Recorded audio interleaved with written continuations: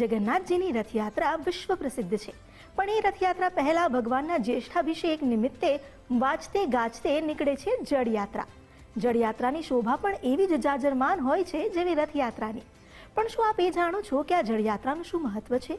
જળ તત્વ, પવિત્રતા અને ભગવાનના જ્યેષ્ઠાભિષેકનું આધ્યાત્મિક રહસ્ય સમજીએ જ્યોતિષાચાર્ય ઉર્વિશકુમાર પંડ્યા પાસેથી.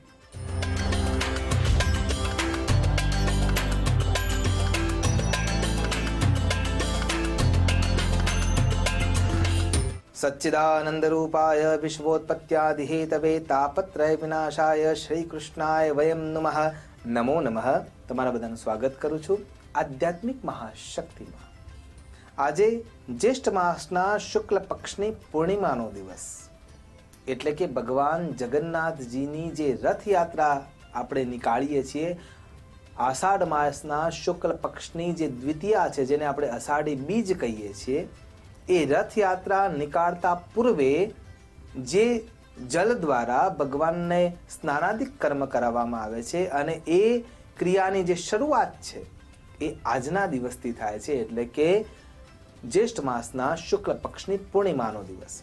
એટલે આજે ભગવાન જગન્નાથજીની જલયાત્રાનો દિવસ છે અને જે જળ આપણે એકત્ર કરીએ છીએ એના થકી ભગવાન ઉપર અભિષેક કરવાનો કાર્ય કરવામાં આવે છે. તો આવા જે જગતના નાથ છે, જગતના આધાર છે, જગતના જે તાત છે, એમને સ્નાનાદિક કર્મ કરવા માટે કોઈ સામાન્ય પાણીનો ઉપયોગ ના કરી શકાય અને એટલા માટે આ જલયાત્રાનું આયોજન થતું હોય છે. તો આપણા અમદાવાદના અંદર પણ આ જલયાત્રા નીકળતી હોય છે, પણ એની પાછળની જે ક્રિયા છે એ ખૂબ વિરાટ છે અને એટલા માટે જો વિચાર કરીએ તો કેમ આ દિવસને પસંદ કરવામાં આવે છે?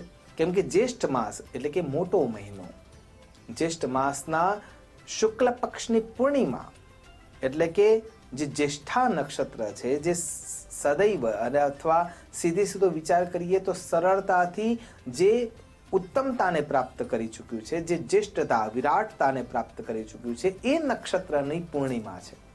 અને પૂર્ણિમા જ કેમ? તો ચંદ્ર મહારાજ જળ તત્વના દ્યોતક છે, માનસ તંત્રના પણ દ્યોતક છે. તો સીધો જો વિચાર કરવા જઈએ તો જે પૂર્ણિમાના દિવસે ચંદ્ર મહારાજના ગ્રેવિટેશનલ ફોર્સના કારણે થઈને જે પાણી તત્વ છે એ પ્રબળ થઈ રહ્યું છે અને એના અંદર શુદ્ધિકરણતાની ઉર્જા એમાં વ્યાપ્ત છે, તો એ ઉર્જાને પ્રાપ્ત કરેલું જે જળ છે એ ખરા અર્થમાં ઈશ્વર માટે યોગ્ય છે. અને એમાં પણ કોઈ સામાન્ય વસ્તુ કે સામાન્ય નળમાંથી પાણી લેવાનું છે જ નહીં, કેમ કે એ તો ખાલી પાણી છે. પણ અહીંયા તો સાબર અને હાથમતીનું જે મિશ્રણ થઈને જે નદી તૈયાર થઈ છે, જેને સાબ્રમયતી એટલે સાબરમતી અથવા સાબરમતી તરીકે આપણે ઓળખીએ છીએ. અને એમાં અત્યારે જે નવ કલેવર ભગવતીએ ઓઢ્યું છે એ નર્મદાજીનું પાણી છે. તો તે પાણીને એટલે કે એ ઉત્તમ જળને લેવા માટે જવાનું હોય છે. તો મંદિરથી તમામ સીધું સામગ્રી લઈ અને પછી એ મંદિરથી યાત્રા નીકળે છે. એમાં 151 ધ્વજ દંડ સાથે, ધ્વજાઓ સાથે ભગવાનની આ યાત્રાની શરૂઆત થાય છે અને 108 પાણીના કળશ ભરવા માટે જવાનું હોય છે. તો તમામ રાસ રચીલા સાથે ભગવાનની આ યાત્રા જળ યાત્રા નીકળતી હોય છે અને જળ લેવા માટે સુયોગ્ય ચોક્કસ મુહૂર્તના સમયમાં એ પાણી લેવા માટે જવાનું હોય છે. ત્યાં જે ભૂધર ઘાટ છે અથવા જ્યાં ભગવાન સાંબ સદાશિવ ભૂધર નાથ તરીકે જે જગ્યા પર આરૂઢ છે, સ્થિર છે, એ ઘાટ ઉપર જઈ અને વૈદિક મંત્રોથી ત્યાં પુણ્યવાચન કળશની પૂજા થાય છે. અને એમાં પણ જે પ્રાર્થના છે એ પ્રાર્થના પણ ખરા અર્થમાં દિવ્ય છે કે જ્યારે એ 108 કળશ ગોઠવી દેવામાં આવે છે, ત્યાં નર્મદાજીનું કલેવર જેને ઓઢ્યું છે એવી સાબર અને હાથમતી આ ત્રિવેણી સંગમમાં ત્યાં બ્રાહ્મણ દેવતાઓ ભગવતી ગંગાનું આવાહન કરે છે. નદીમાં વ્યાપ્ત થશો અને એ જળ જે છે એ ત્રિવેણી સંગમ રૂપે સાબર, હાથમતી, નર્મદાજી અને ચોથા રૂપમાં મંત્ર રૂપે, જ્ઞાન રૂપે, શબ્દ રૂપે, બ્રહ્મ રૂપે એ મંત્રના આધારે તમે ગંગા રૂપે પણ એમાં પ્રવાહિત થશો. આ જે પ્રાર્થના છે એ પ્રાર્થના થકી ત્યાં પુણ્યવાચન પ્રયોગ થાય છે અને પુણ્યવાચન પ્રયોગ થકી એ જે પાણી જે છે તૈયાર થયું છે એ પાણીના અંદર એ નદીનું પાણી એટલે કે જળ રૂપે એને મૂકવામાં આવે છે. અને એમાં પણ કેવી રીતની વ્યવસ્થા છે, જે પૂજા અર્ચના થઈ રહી છે એના અંદર ઔષધીય પલ્લવોનો ઉપયોગ થાય છે. અશ્વત્થ દુંબરો પ્લક્ષ ચૌતન્ય ગ્રોત વલ્લભ પંચમંગા ઇતિ પ્રોક્તા કર્મદર્ભ સુશોભના. એટલે કે અશ્વત્થ એટલે કે પીપળાના જે પાન છે એનો ઉપયોગ થાય છે. ઔદુંબર એટલે કે ઉમરાના જે વૃક્ષના પાન છે એનો ઉપયોગ થાય છે. અને એમાં પણ દિવ્ય મંત્રો સાથે, દિવ્ય શ્લોકો સાથે એની પૂજા કર્યા પછી એ પાન પણ એકત્ર કરેલા હોય છે. જેમ કે ઔદુંબરો મહાવૃક્ષ સર્વકામ પ્રદ શુભ વિષ્ણુ મૂર્તિ સદા પૂજ્ય સર્વપાપ પ્રણાશન. આવા દિવ્ય મંત્ર દ્વારા, દિવ્ય શ્લોક દ્વારા, દિવ્ય સ્તુતિ દ્વારા એ પાન એકત્ર કરવામાં આવે છે. પછી એને જે કળશ છે એ કળશના અંદર મૂકવામાં આવે છે. તો અશ્વત્થ, દુંબર, પ્લક્ષ એટલે કે પલાશ, એ પલાશના જે પાન છે એ પણ એમાં મૂકવામાં આવે છે. આંબાના પાનના પણ અંદર ઉપયોગમાં લેવામાં આવે છે. અને સાથે જે એડવાન્સમાં જે ધરો છે એ ધરો તૈયાર કરવામાં આવેલી છે. અને ધરો પણ ત્યાં કળશના ઉપર રાખવામાં આવતી હોય છે. એ કળશના અંદર જે સપ્ત મૃતિકા છે અથવા માટી છે એને પણ એકત્ર કરી અને એ કળશના અંદર પધરાવવામાં આવતી હોય છે.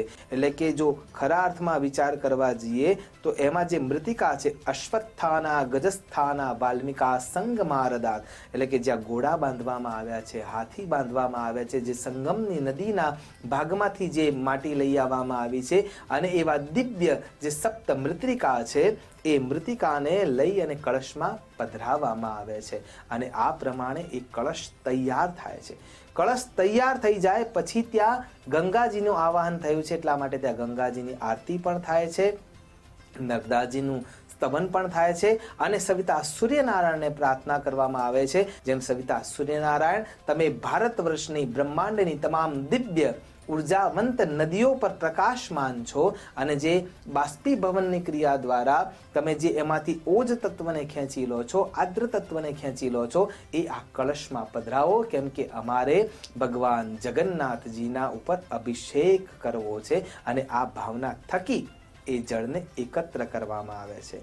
ત્યારબાદ એના ઉપર શ્રીફળ રાખવામાં આવે છે, અને બેન દીકરીઓ પોતાના માથા ઉપર એ કળશને ધારણ કરી અને વાજતે ગાજતે ત્યાંથી એ જળને લઈ આવવામાં આવે છે. જગન્નાથપુરીના અંદર જે ચિલ્કા સરોવર છે ત્યાં પણ આ જ ક્રિયા કરવામાં આવે છે, અને એને કહેવાય છે જલયાત્રા. પણ એ જલયાત્રા ખરા અર્થમાં કેવી રીતની દ્રષ્ટિમાં આવે છે?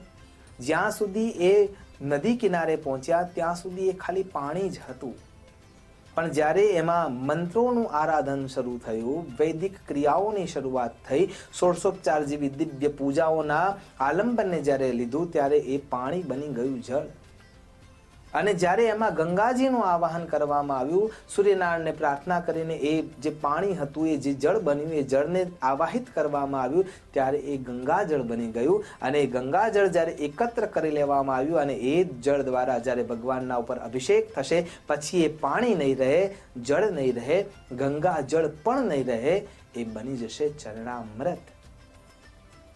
કહેવાનો અહીંયા અર્થ એ છે કે જેમ પાણી એક અલગ રીતે પોતાની જાતને અપગ્રેડ કરી રહ્યું છે, પાણીમાંથી જળ થયું, જળમાંથી ગંગાજળ થયું, અને ગંગાજળમાંથી ચરણામૃત થયું.